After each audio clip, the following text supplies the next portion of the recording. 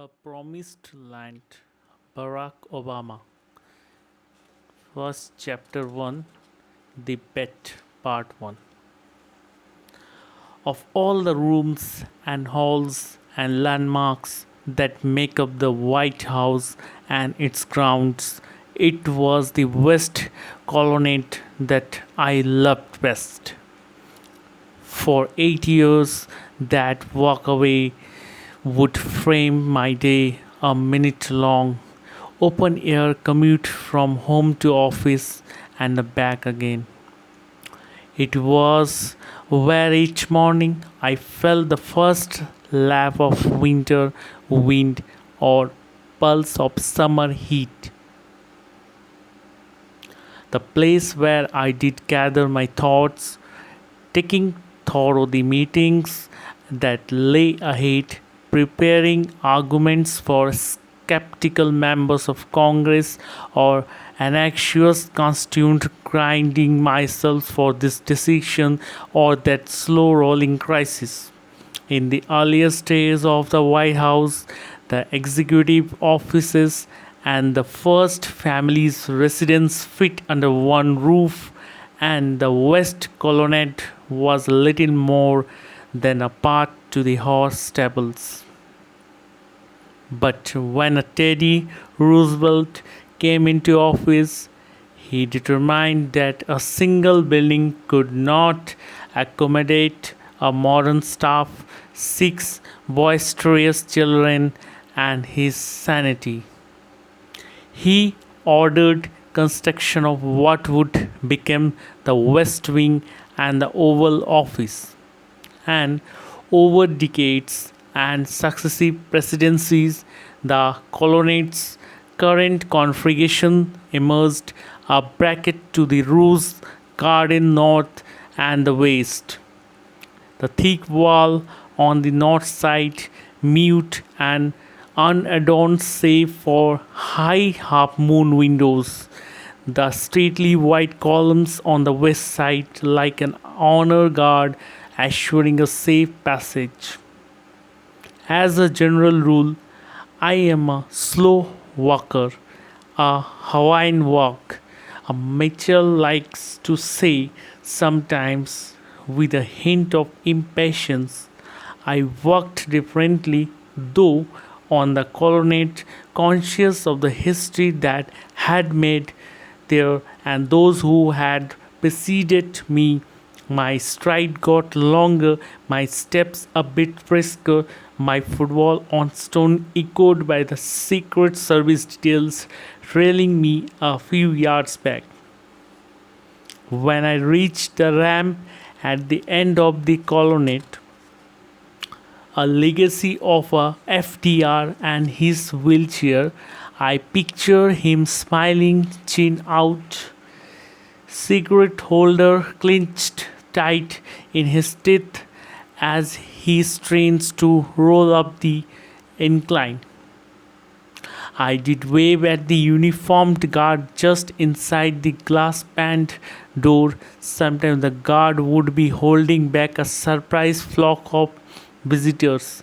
If I had time, I would shake their hands and ask where they were from.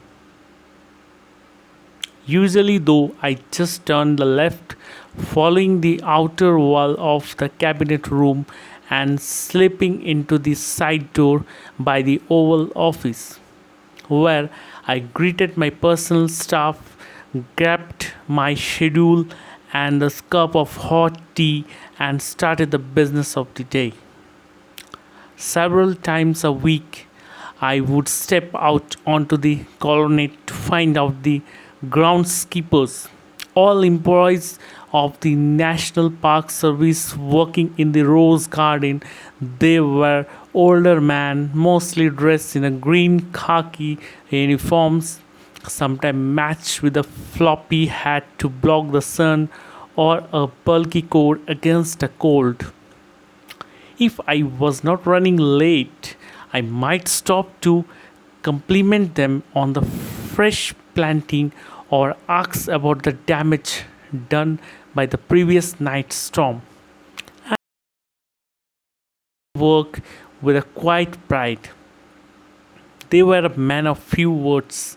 Even with one another, they made their points with a gestures or a note, each of them focused on his individual tasks, but all of them moving with a synchronized grace. One of the oldest was Ed Thomas, a tall, very black man with a sunken cheeks who had worked at the White House for the 40 years. The first time I met him, he reached into his back pocket for a cloth to wipe off the dirt before shaking my hand. His hands thick with the veins and knots like the roots of a tree engulfed mine. I asked how much longer he intended to stay at the White House before taking his retirement. I don't know, Mr. President, he said. I like to work, getting a little hard on the joints, but I reckon I might stay long as you are here. Make sure that the garden looks good. Oh, how good that the garden looked! The shady magnolias rising high at the corner, and the hedges thick and the rich green, and the crab apple trees pruned just so, and the flowers cultivated in the greenhouses a few miles away, providing a constant explosions of a color, reds and yellows and pinks and purples.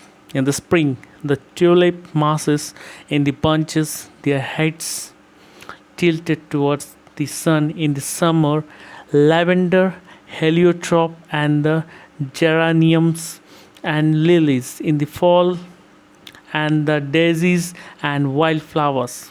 And always a few roses, red mostly, but sometimes yellow and white, each one flush into its bloom.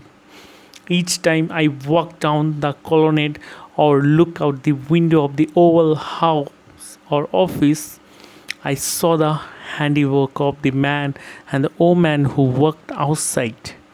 They reminded me the small Norman Rockwell painting I kept on the wall next to the portrait of George Washington, and above the bust of the Dr. King, five tiny figures of varying skin tones. Working man in the Duggaries, hoisted up by ropes into a crisp blue sky to the polished lamp of Lady Liberty. The man in the painting, the groundskeepers in the garden, they were guardians. I thought the quiet priest of a good and the solemn order, and I would tell myself that I needed to work as hard and take as much care in my job as they did in their. With the time, my walks down the colonnade would accumulate with memories. There were the big public events of a course, announcement made before a phalanx of a cameras, press conference with the foreign leaders, but there were also the moments few others saw, Malia and Shasha racing each other to greet me on a surprise afternoon visit, or our dogs, Bo and Sunny, bonding though the snow, their paws sinking so deep at their chins were bearded white, tossing footballs on a bright fall day, or comforting an aide after a personal hardship. Such images would often flash through my minds, interpreting whatever calculations were occupying me. They reminded me a time passing, sometimes filling me with a longings, a desire to turn back the clock and begin again. This was not possible on my morning walk, for the time arrow moved only forward than the day's work beyond. I needed to focus on only those things to come. The night was different. On the evening walk back to the residence, my briefcase stuffed with the papers, I tried to slow myself down, sometimes even stop. I breathed air laced with the scent of soil and grass and the pollen, and the listen to the wind or the patter of rain. I sometimes started at the light against the columns and the regal mass of the White House, its flag aloft on the roof, lit bright, or I didn't look towards the Washington monuments, pitching the black sky in the distance, occasionally catching sight of a moon and the stars above it, or the twinkling of a passing jet.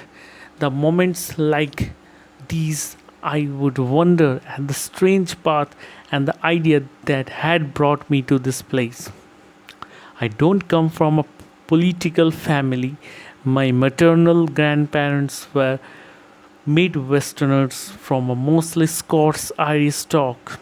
They would have been considered liberal, especially by the standards of Depression era Kansas towns they were born in, and they were diligent about keeping up the news. It's part of being a well informed citizen. My grandmother, whom we all call Toot, a short for Tutu or Grandma, would tell me, peering over the top of her morning Honolulu advertiser, but she and my grandfather had no firm ideological or partisan learning to speak of the beyond what they considered to be common sense. They brought about work. My grandmother was vice president of escrow at one of a local bank. My grandfather is a life insurance salesman and paying the bills and the small diversions that life had to offer. And anyway, they lived on the Oahu where nothing seems that urgent. After years spent in places as disparate as Oklahoma, Texas, and Washington states, they did finally move to Hawaii in 1960, a year after its statehood was established. A big ocean now separated them from riots and protest and other such things. The only political conversations I can recall my grandparents while I was growing up had to do with the beachside bar. Honolulu mayors had torn down the Graham's favorite watering holes in order to renovate the beachfront at the far end of Waikiki. My mother, Anne Duham, was different, full of strong opinions. My grandparents' only child, she rebelled against the conviction in the high school, reading beatnik poets and the French existentialist, joyriding with a friend to San Francisco for a days without telling anyone. As a kid, I did hear from her about the civil rights marches and why the Vietnam War was misguided disaster, about the women's movements. Yes, on an equal pay, not as keen as not shaving her legs, and the war on the poverty. When we moved to Indonesia to live with my stepfather, she made sure to explain the scenes of government corruptions. It's just stealing Barry, even if everyone's appeared to be doing it. Later during the summer, I turned 12 when we went on the month long family vacation traveling across the United States. They insisted we watch the Watergate hearing every night, providing her own running commentary. What do you expect from a McCarthyite? She didn't just focus on the headlines either. Once, when she discovered I had been part of a group that was teasing a kid at school, she sat me down in the front of her lips persuaded with disappointment. You know, Barry, she said. That is the nickname she and my grandparents used for me when I was growing up. Often shortens to bar, pronounced beer. That are people in the world who think only about themselves. They don't care what happened to others people so long as they get what they want. They put other people's down to make themselves feel important.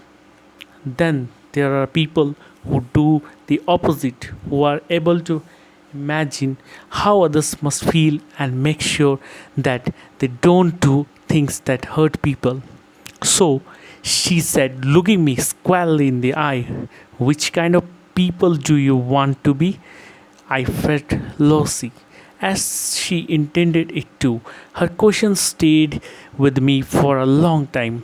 My mother, the world was full of opportunities for the moral instruction, but I never knew her to get involved in the political campaign. Like my grandparents, she was suspicious of platforms, doctrines, absolutes, preferring to express her values on a smaller canvas. The world is complicated bar. That's why it's interesting. Dismayed by the war in the Southeast Asia, she did end up spending most of her life about absorbing the language and the culture, setting up micro-learning programs for the people in poverty long before the microcredit became a trend in the international development. Appalled by the racism, she would marry outside her race not once but twice and go on to lavish what seems like an inexhaustible love on her two brown children. Incensed by the societal constraints put upon women, she did divorce both men when they proved overbearing or disappointing, carving out a care of her own choosing, raising her kids according to her own standard of decency, and pretty much doing whatever she damn well pleased. In my mother's world, the personal really was a political, although she would not have had much use of the slogan. None of this is to say that she lacked ambition for her son. Despite the financial strain, she and my grandparents would send me to Punahou, Hawaii top prep school. The thought of me not going to college was never entertained, but no one in my family would ever have suggested I might hold a public office someday. If you did ask my mother, she might have imagined that I did end up heading a philanthropic institutions like the Ford Foundation. My grandparents would have loved to me become a judge or a great courtroom lawyer like a Perry Mason. Might as well put that smart mouth of his to use. Gramps would say, since I didn't know my father, he didn't have much input. I vaguely understood that he had worked for the Kenyan government for a time, and when I was 10, he traveled from Kenya to stay with us for a month in Honolulu. That was the first and the last I saw of him. After that, I heard from him only though the occasional letter written on thin blue airmail paper that was pre-printed to